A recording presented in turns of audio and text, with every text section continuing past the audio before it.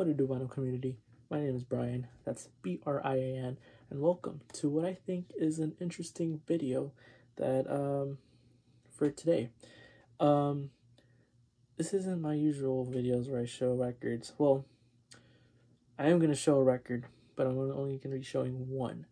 And that's because this is,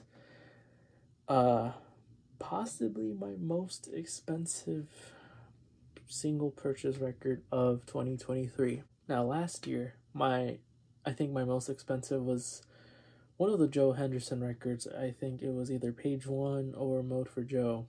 It's between those two, but I think it was Page One. Anyways, this one came out to be a little bit less expensive than the Page One, but this is a well-known record in the jazz community, at least. Very big artist. People love this musician. I love this musician. Anyways, let's cut to the chase. I got this record. It's a reissue. It's not an original. It's not an early pressing. It's a reissue. Now, if you guys know or have been watching the channel, I have not been getting many reissues, or at least these modern day reissues. I think the only one that I've gotten has been the Ahmad Jamal, The Awakening by Verve by Request, I think. Don't quote me on that. And then the new release that I've gotten has been, I think, the Chris Nedkins record on Coherent. Other than that, I have been purchasing the Blue Note Tone Poets Classic Series, the Analog Productions records, the Acoustic Sounds, any more of the Verve by Request, the Sam records, the Impex records, the list goes on. I have not been getting any of these reissues, simply because I've been looking for these OGs, early pressings of records, jazz records. And long and behold, I've discovered this particular pressing of a record that I put on my want list on my Instagram page, my very first post, where my top 9 wants of the year. I don't know if this counts. I'm not gonna put this up there in terms of like I have, because this isn't an OG. Anyways, without further ado, ladies and gentlemen, this is the 2008 reissue of John Coltrane's Giant Steps. Now, what I'm showing you here is the box set. This little, I'm saying little because compared to a MoFi, it's not as thick as, you know, as some have seen other box sets in the past. Now, let me give you the rundown of this. 2008. I don't know who put this out. I don't think it was Rhino. Maybe it was. I can't remember. But other than me not knowing that, this is a double 45. The original, or not original, but the jacket that it came with was a gatefold. So compare an OG, you know, standard non-gatefold to this pressing, which includes the gatefold. This was mastered by Bernie Grundman, limited to 2,500 copies worldwide. And did I already mention that it's a double 45? If not, it's a double 45. So yeah, I did not know this existed until a while ago. But anyways, this is, I'm gonna show y'all everything that comes with it. Aside from, so the box came in this shrink. The previous owner didn't have this. You know, when someone bought this in 2008, originally came in like this shrink wrap, and it came with like some hype stickers. One indicating that this was pressed at RTI, and another one saying, you know, the information that I've already given, Bernie Grundman, the limited to 2,500, and yeah. Anyways, this one did not come with the shrink, but that's all right. When I got this record, I noticed that it did have a seam split at the top. I was a little, disappointed, but I was like, okay, whatever. But yeah, this again is a gatefold, and the gatefold just shows a picture of Train and part of his sax, his tenor saxophone. The jacket is like this. I don't know if it's considered thick cardboard. I guess it's better than the whatchamacallit, the Blue Note Classic series jackets. I will say that. What comes inside are these the inner sleeve looks like what Music Matters would put on in their records. You don't really see it on camera, but it's sort of this like pinkish, light pinkish inner sleeve. I don't think the camera will capture that, but yeah, that. And then there's this what is this? It says Atlantic 45 RPM Master Series. My copy is 1,757 of 2,500. Yeah, so this is what comes with the record, as well as this this issue of Downbeat, where it talks about the record or the album. So I'm kind of glad that the previous owner didn't get rid of that. But let's talk about the disc. This is a double 45 RPM pressing of Giant Steps. Now, I haven't been getting these 45 records this year at all. I don't think I've gotten any. But this caught my eye, mostly because, for the longest time, I thought the only reissue out there was the more recent Rhino reissue that they put out, I think, like, maybe a few years ago. It was like the Giant Steps 60th anniversary stereo. By the way, this is in stereo. I don't know if I mentioned this. It's not in mono, this is in stereo. So, my first impressions when I got this, aside from the seam splits, is that it comes in this greenish Atlantic label. I'm not sure why, because if I remember correctly, I don't think the Giant Steps original, the OG, came like this. I think it came in this black, for the monos at least, it came in the black and I think silver label, and then later on it came in this like bullseye stereo. I know that in the Rhino reissue that they put out back in, I think, 2020, they for the labels they put the bullseye, if I remember correctly, but they didn't put this this green with black. I do remember. I don't think I mentioned this in a video, but a while back I showed a record. I forgot the name of the record, but it features Coltrane, and basically it was I got a lot of Coltrane records on eBay, and one of the records that came in the lot was Giant Steps. I think this was also by Rhino, but point is, the Giant Steps record, the first Giant Steps record that I got from this lot, what came in that same green and black label. By the way, I never listened to that one. I was disappointed because all of the lot was like, I only kept the one record, and that was Mal Waldron, The Dealers, that features Coltrane and other awesome cats. But I ended up keeping just the dealers, which I think it's harder. I'm looking at it right now. I think there's only like one copy as of now on Discogs. But anyways, yeah, this is the double disc,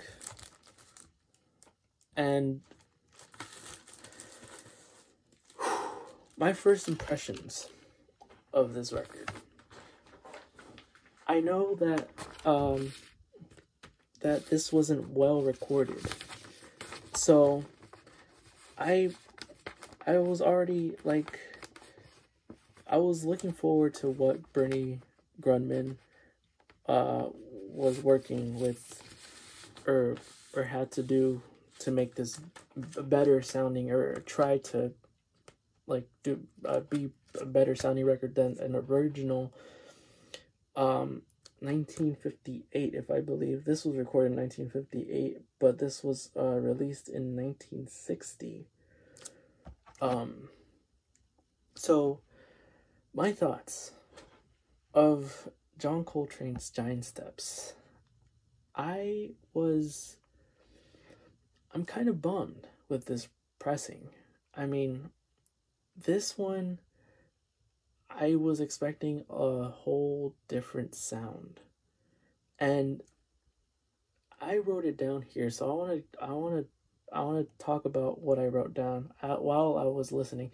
I gave this several spins. I mean, a few days passed and I tried, making this the first thing I listened to and see if there was any difference between, like, several spins in one day versus like a fresh new spin the next. I don't even know if I'm making sense, but anyways, here's what I have to say. Given that this is a stereo release, here's what I heard and what I have to say about each track. Starting off with Giant Steps. Train's horn was right there. I mean, the piano, you can hear it. Bass can be heard if you truly listen to the rhythm. Drums at the start sounded very distant. The drums on here is not good. And I'm pretty sure it's the same for the original pressings and early pressings of this record. Like I said, and from what I've seen online, people have said that this recording was not the best. So, moving forward to Cousin Mary. Same presentation, except I feel like I heard the drums a bit better here. I wish I could have heard the drums on Giant Steps. I mean, I was very much looking forward to everyone. See, Countdown. At the beginning, the drums that start off the tune, and then Train solo, they both sounded quiet. So, let's see. Let me tell you the lineup here if you're not familiar. So you have John Coltrane on tenor sax, Tommy Flanagan on piano, Paul Chambers on bass, and Art Taylor on drums. And then you have others like Wynton Kelly, who replaces Tommy Flanagan on piano, and then Jimmy Cobb, who replaces Art Taylor on drums.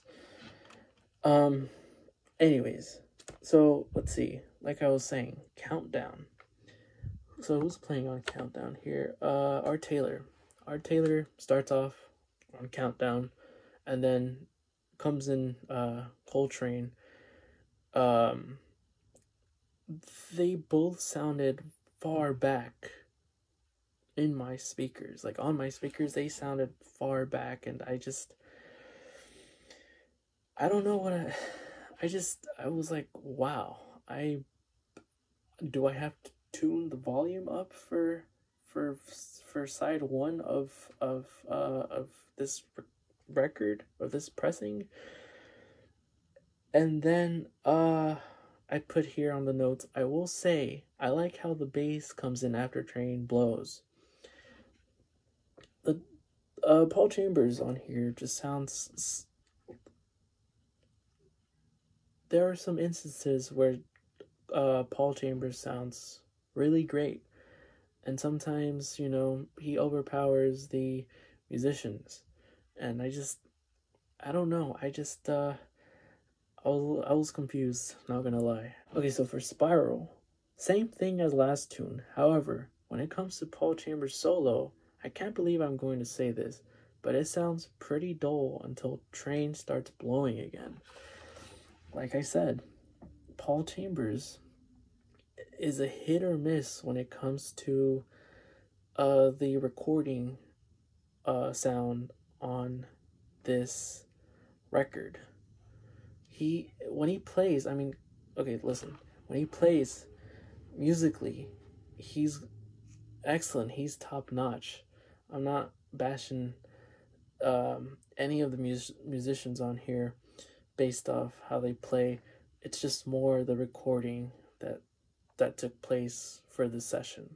Okay, so yeah, so that's what I said for Spiral. Now, Saida's, I think that's how you say it, Saida's Song Flute. I think this might be my favorite of the bunch in terms of the sonics. I'm saying, like, in terms of the sound. Everyone sounds present on this tune. So I noticed that on side 2, I don't know what happened on side 1, but side 2 is where, like, all the instruments sound really, really good. I mean, it sounds so much better than side 1. I expected Giant Steps to be like right at the speaker, like right there, but no, it's until you put side 2, track 1 of this pressing, again, Saida's Song Flute, it's where the sound stage just sounds present. I mean, I don't know if I could say any more. Naima or Nima, another tune where the band sounds great or sounds present. Sorry, I mean, Naima is a lovely tune. I believe it's Coltrane wrote it after his first wife. I think Coltrane was with his first wife while at the time of this recording. But again, this tune, all the musicians sound present and just spectacular. I mean, I was listening to side 2 way more than side 1, and as much as I love side 2, I just prefer side 1 in terms of the music. I mean, side 2 is also great, don't get me wrong, but last but not least, Mr. PC, Paul Chambers. He is just phenomenal on here. Each tune on here, again, like I mentioned, sounds way better on disc 2 than on disc 1. Yeah, I just, overall, am I gonna keep this pressing? Yeah, considering how much I paid for it, I'm gonna keep this for either a while or probably for forever. I don't know, but I'm still on the hunt for an OG or at least an early pressing. You know, I don't mind the Bullseye pressings at all, but for now I'm gonna keep spinning this 2008 45 RPM mastered by Bernie Grundman record. Or I can also get the Rhino 2020 60th anniversary Giant Steps, which I believe was mastered by Kevin Gray. I would honestly do a comparison between the Kevin Gray Rhino reissue versus this 2008 Giant Step reissue mastered by Bernie Grundman, and honestly, I would do a side-by-side comparison. But if you guys have the Kevin Gray cut, let me know in the comments. How does it sound? Like, do you enjoy listening to it? Is there any difference? Maybe if I even made sense in this video. Let me know what I should like get next in terms of giant steps, because honestly what I have in mind right now is just trying to get the, again, original or bullseye pressing of this record and see which one I would like. And yeah, that concludes this video. I really like this box set. I mean, it's like really, really thin. I don't know if thin is the right word, but it's just like, compared to the bigger boxes that I've seen, this one would fit nice in the shelf. So, yeah, thank you if you've stuck this far. Thank you. I'm not a reviewer by any means. I just like to listen to music and talk about what I hear. And this one was I thought I was going. It's just not what I expected, is what I'm trying to say. I'm still flabbergasted by this, and yeah. Anyways, thank you again for sticking by. Don't forget to leave a comment, like the video if you enjoyed. If not, I hope to see you guys in the next video. Take care.